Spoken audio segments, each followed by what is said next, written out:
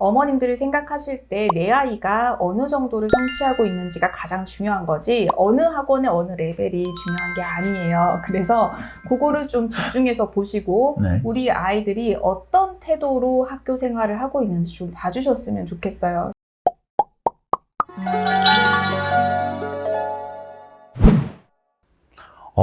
들으면서 전 좀 설득이 됐어요. 왜냐면 교과서를 만들던 분이니까 네. 평가 기준이랑 성취 목표 베이스로 교재를 만드는 연습을 많이 했으니까 그렇죠. 네, 맞아요. 학생들을 이 교재를 어떻게 활용해서 어떻게 평가를 할지에 대한 그 전제를 깔고 하니까 네. 뷰가 완전히 다르네요. 그러니까 예를 들면 우리 수학 같은 경우도 교재 뒤에 보시면 해답지에 네. 서술형 채점 기준 있죠. 네. 그거를 성취 기준이라고 생각하시면 돼요. 그래서 이제 중등이나 초등 이런 데서 영어과의 성취 기준을 어머님들이 좀 알고 계시면은요, 내 아이가 문법을 어디까지 해야 되고, 글쓰기를 어디까지 해야 되고, 그래서 우리가 수능 1등급까지 도달하기 위해서는 이런 게 사전에 좀 필요하다라는 거를 채우고 가고 있는지 우리 아이가 결손인지를 확인하실 수가 있어요. 생각해보면 교과서는 말은 편한데 다 학생들을 측정하고 목표에 기반해서 평가하려고 만든 책이니까 그렇죠. 네. 그 의도 자체는 굉장히 복잡한 게 맞네요. 그렇죠. 그러니까 그거를 자세히 들여다보면 할 것이 굉장히 많지만 대충 보면 사실 굉장히 쉬운 교재죠. 그런데 이제 교과서 자체도 그러면 흠결이 없느냐? 그렇죠. 우리 그 문제는 또 아니잖아요. 그렇죠. 가장 영어 교과서에 조금 문제라고 하면은요. 초등에서 중등, 중등에서 고등 이렇게 학교 급간에 띄는 부분들이 있어요. 그 부분은 사교육으로 조금 메꿔주시는 것도 하나의 방법이에요. 조금 이렇게 턱처럼 이렇게 좀 높군요. 그렇죠. 네. 그래서 제가 영어 교과서만 보시라고 이야기하는 건 아니에요. 영어 교과서를 보실 때 우리가 성취 기준을 기준으로 해서 너무 과잉 학습을 하고 있는 건 아닌지 또 우리 아이가 학습 결손이 있는 건 아닌지 그거를 항상 기준을 잡으시고요. 거기에 우리 아이가 조금 부족한 부분이 있다. 또는 이런 학군지여서 사실 수행평가가 좀 어렵거든요. 그런 것들을 메꾸기 위해서 좀 학원이 필요하다라고 하면 그걸 이용을 하실 때 기준을 잡으실 수 있어요. 그러면 교과서를 단순하게 공부하라기보다는 네. 교과서를 통한 이 공교육에서 요구하는 성취 목표나 교육 과정의 흐름을 알고 있으면 대응하기가 좀 더 편하다는 얘기군요. 그렇죠. 네, 맞아요. 저는 이렇게 생각해 본 적이 한 번도 없었던 것 같아요. 제가 그 얘기를 계속 이제 말씀을 드리거든요. 그리고 사실 우리 친구들이, 우리 학생들이 학교에서 보내는 시간이 굉장히 길어요. 그런데 학교에서 보내는 그 시간 동안의 태도가 어떻다고 생각하세요, 선생님? 안 좋을 가능성이 있죠. 네, 그래서 저는 이 공교육이 바로 서지 않으면 사실 요 사교육도 살아남을 수 없는 건 마찬가지잖아요. 그래서 우리 친구들이 학교에 있는 시간이 기니까 그 시간 동안에 집중을 하고 그리고 선생님 말씀을 잘 따라가면 우리가 공교육에서 요구하는 성취 기준만을 채워도 대학을 가는데 크게 무리가 없게끔 그게 딱 판이 이제 짜져야 돼요. 그 짜고 있는 과정이고 이번에 이제 2022 개정 교육과정도 그래서 좀 바뀌고 있는 중이거든요. 뭐가 제일 많이 바뀌었어요? 지금 영어 같은 경우에는요, 일단 AI 디지털 교과서가 들어오죠. 네. 네. 들어와요. 네. 일단 들어는 오는데, 내용은 이번에는 이제 과도기적이라고 이제 이해를 하시면 될 거예요. 하지만 저는 이 과정이 없으면 그 다음 단계도 없기 때문에 이제 많은 분들의 비판이 있긴 하지만 그래도 하고 넘어가야 하는 단계라고 생각을 하고요. 그리고 이제 영어 같은 경우 일단 교육과정 상에서는 우리가 3학년 때 처음 들어가면 아이들이 초1 때 들어가면은 그 한글 쓰는 것처럼 3학년 때 파닉스를 하거든요. 근데 그 파닉스 단계가 사실 교육과정에서 조금 차지하는 비중이 적었어요. 그런데 교육과정 상에서는 요거를 조금 늘린 느낌이 있어요.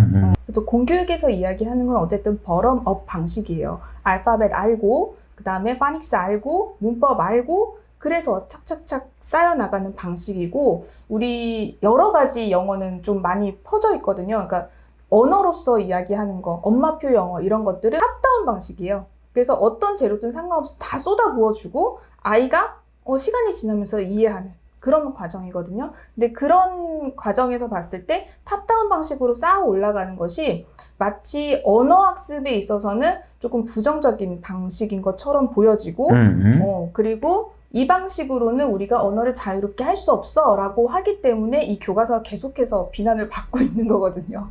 하지만 저는 기초학습자에게는 이 방식도 굉장히 괜찮다. 필요한 방식이라고 생각을 하고요.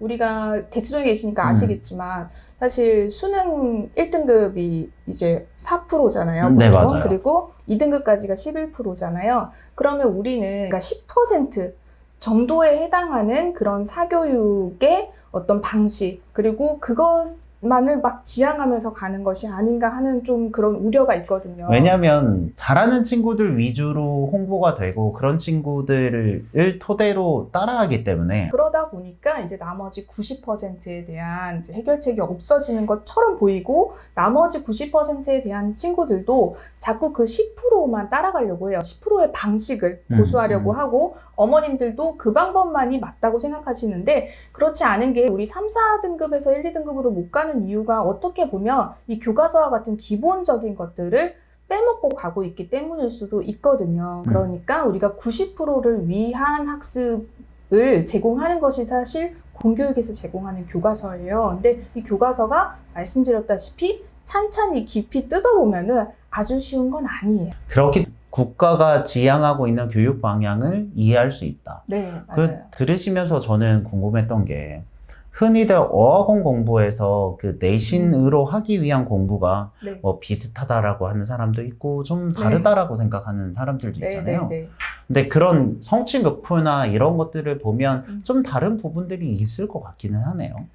실제로 좀 많이 다르고요. 그리고 그거는 사실 시작을 어떻게 했느냐에 따라서 좀 달라요. 그러니까 예를 들어서 우리가 뭐 습득의 방식으로 뭐 어렸을 때부터 엄마표로 막 이렇게 들려주거나 또는 영어 유치원을 다니거나 이런 친구들은 사실 운이 좋았죠. 그래서 그런 방식으로 우리가 외국에 살면서도 그런 환경에 놓여 있었기 때문에 이 영어라는 언어를 언어로 습득할 수 있었던 건데 제가 말씀드렸듯이 나머지 90%의 아이들은 학습을 통해서만 할 수 있는 환경인 거예요. 그런 기초학습자들을 위해서는 이 교과서가 굉장히 필요한 교재 중에 하나고요. 학원으로 이렇게 옮겨 타는 그 타이밍, 그 시기, 그런 것도 어머님들이 이 교육과정을 보시면 내 아이에 맞게 좀 확인하실 수가 있어요.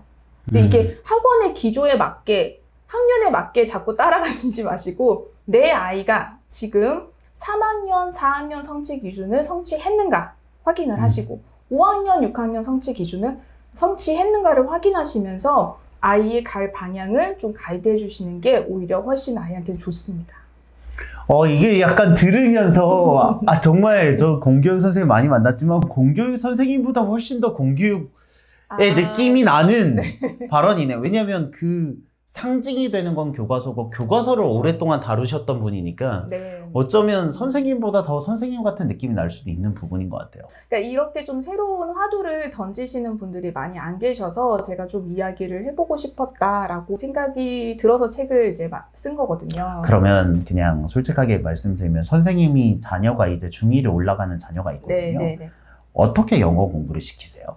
어렸을 때는 이제 저도 이렇게 많이 노출을 시켜줬어요. 노출을 시켜주고 나이가 어리면 어릴수록 사실 노출하는 방식이 훨씬 더 도움이 됩니다. 그런데 아이가 그걸 정리할 시간이 좀 필요해요. 그러니까 머릿속에 막 흩어져 있던 것들 정리할 시간이 필요하니까 저는 성취 기준에 맞게 좀 체크를 했던 것 같아요. 그래서 아이가 3, 4학년 정도가 되기 전에는 반드시 파닉스랑 이런 것들 다 정리해주고 아이가 문장이랑 문단까지 좀 읽고 그 다음에 5, 6학년에 우리가 그래머나 또 글쓰기가 완성이 되기 위해서는 3, 4에 필요한 것들이 있어요. 그것들을 제가 좀 챙겨줬던 부분들이 있고요. 그리고 저희 아이는 참고로 학원을 다니지 않거든요.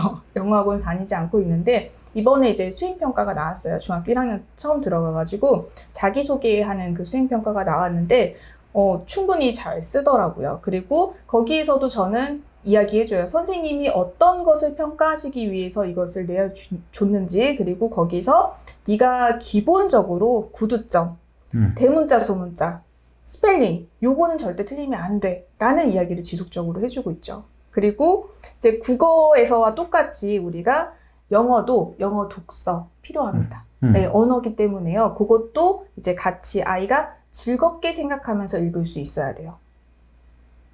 네, 독서는 즐거움이거든요. 그렇죠.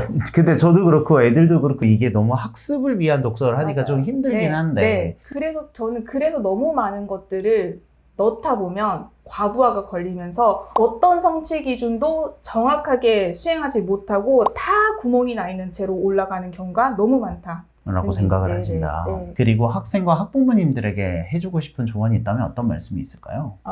네, 일단 저는 우리 아이들을 좀 보시라는 이야기를 드리고 싶어요. 어머님들이 생각하실 때 내 아이가 어느 정도를 성취하고 있는지가 가장 중요한 거지 어느 학원의 어느 레벨이 중요한 게 아니에요. 그래서 그거를 좀 집중해서 보시고 네. 우리 아이들이 어떤 태도로 학교 생활을 하고 있는지 좀 봐주셨으면 좋겠어요. 특히 이제 중등 올라가면은요, 학교에서의 수행평가가 굉장히 중요하고 학교에서의 수업 태도가 중요합니다. 그것이 계속해서 늘어나고 있어요. 그 부분을 차지하는 것이. 그래서 우리가 특목고도 보내고 싶어 하시는 거잖아요. 그러니까 우리가 그런 태도로 아이들을 좀 바라봐 주시고 그리고 학교에서의 학교 생활을 충실하도록 잘 가이드 해주시면 우리 공교육이 바로 서면 사교육도 네, 큰 도움을 받을 수 있지 않을까 하는. 오늘의 영상이 여러분들에게 도움이 됐을 거라 생각하고요. 다음에 또 좋은 내용으로 찾아뵙겠습니다. 여러분들의 교육을 응원합니다. 저희들은 대치동 캐슬이었습니다.